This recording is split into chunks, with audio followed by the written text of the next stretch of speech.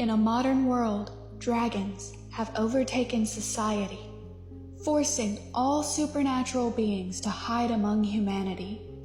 The dragons rule the hidden societies and the class hierarchy system that the world lives under.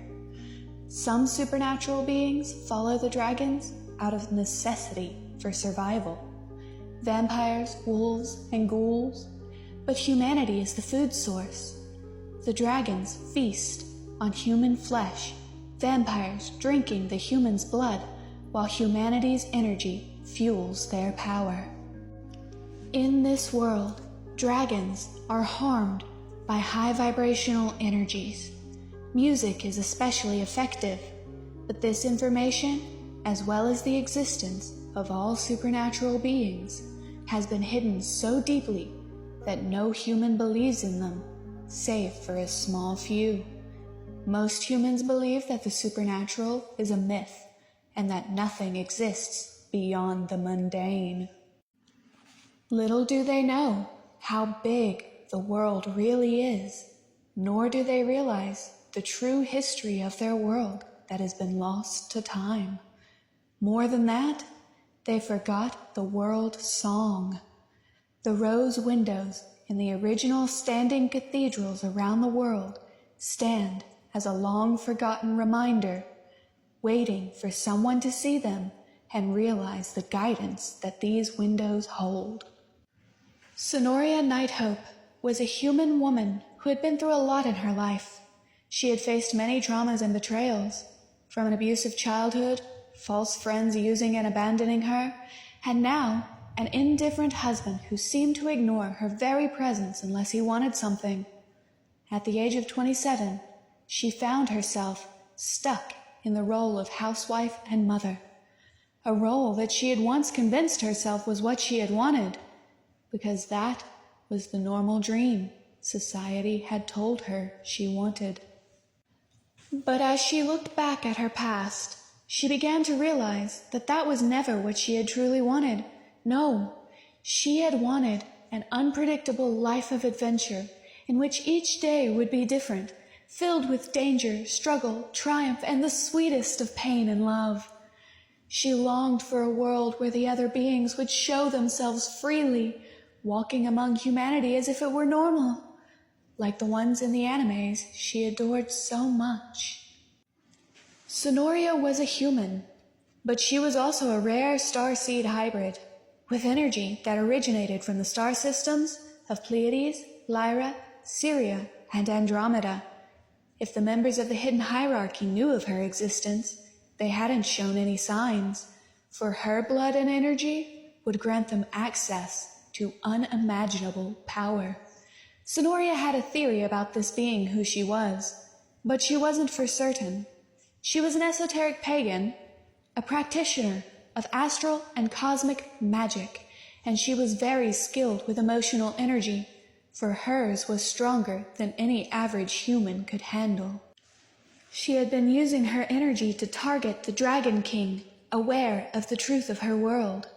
She'd been using music to slip certain emotions into his mind from afar, choosing to make him feel the possessiveness, obsession, and longing that a yandere would feel, and she made sure he was feeling it toward her. Her intentions were to drive him insane, make him slip up and show himself, so that this world would have a chance of seeing the truth and fighting back. She could feel the suffering of every being within this world, including some of those among the hidden society, and it pained her greatly. She wanted more than anything to defeat the dragons and set everyone free from this mundane cycle of repetition, illusion, and control. Danciel, the Dragon King, was aware that he was under the sway of energy. He should have been able to fight against it, but something about this type of energy kept him from fighting. It had started off as weak pangs of feeling that he could fight, that he could push through, but quickly it grew to a feeling of obsession, a feeling of burning desire for something he did not know. The more time that had passed, the harder it was for him to escape it, to push it away. In a way, he was becoming trapped. Sonoria began talking to people online, spreading the truth of the hierarchy system under the subliminal guise of conspiracy theories. She had also written stories about the world song and how it would drive the dragons from their world, painting them as fiction. But the details within were so accurate that the readers couldn't help wondering. She was determined to find a way. Even if she couldn't fulfill this quest herself, she hoped to reach the people who would not only catch the truth, but also use it to restore the world song and defeat the ruthless dragons. She was using a pseudonym to do it. A name that wasn't on any legal document was still a part of her. The people online were starting to catch on, and slowly the truth was trickling to those who would be able to see it. Danciel himself was also aware of the person pushing the truth online, and he was starting to take them seriously. He couldn't deny the truth anymore. This person was getting way too close, and he was going to take action. The Dragon King sent out his best warriors, his generals, and the ones he trusted most, to find the person pushing the truth. They were to catch this person, eliminate them, and gather any clues they could find. They had a few leads, but finding the person was proving difficult. There were so many people that Danciel was starting to consider using a different tactic. Sonoria didn't hide herself. Her past was written in her stories, her wishes, dreams, and even weaknesses.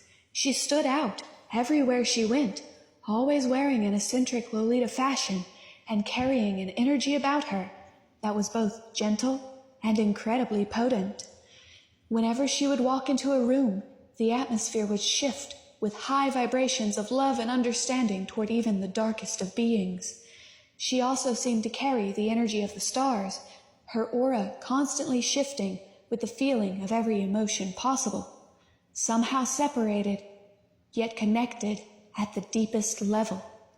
She knew the dragons would be looking for her, so she made herself easy to find, and she was determined to meet the Dragon King face to face. She had a plan of her own, but no one would ever know it. She treated everyone with kindness and respect, always gentle and timid. From the outside, she appeared to be an eccentric and vulnerable Southern woman playing the role of housewife and mother with a polite and gentle smile. Danciel's warriors came back to him, empty-handed.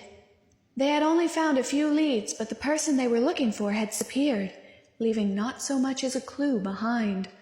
Frustrated, Danciel was growing impatient. He would have to take matters into his own hands. Danciel disguised himself as a human, taking the form of a tall and handsome man with pale red hair and dark emerald eyes. Dressed in high-quality designer clothes, he looked like any rich businessman. Except, unlike the other rich men, he radiated an intimidating aura that felt dangerous to even stand beside. He was powerful, and his aura felt similar to that of a dragon's, even in his human form. He was going to track down and confront this person. He searched every major city and remote location he could think of, only to find nothing but average citizens and the occasional witch. He was beginning to grow frustrated. Taking a drive through a small Alabama town to clear his head, he caught sight of a woman walking along the dirt road. She was tall, and her body held the subtle undertone of muscle. Her dark hair was chin-length, on the right side cut to follow the line of her jaw, while the left side flowed down to her waist. Chocolate dough eyes that seemed to carry an impossible depth of emotion sat behind black-rimmed glasses with a strange distance to them, as if she were seeing something beyond this reality. Her full lips were a deep red color, pulled into a polite and kind smile. Her face was girlish, making her seem young and innocent, and her features gave no clues as to her origin.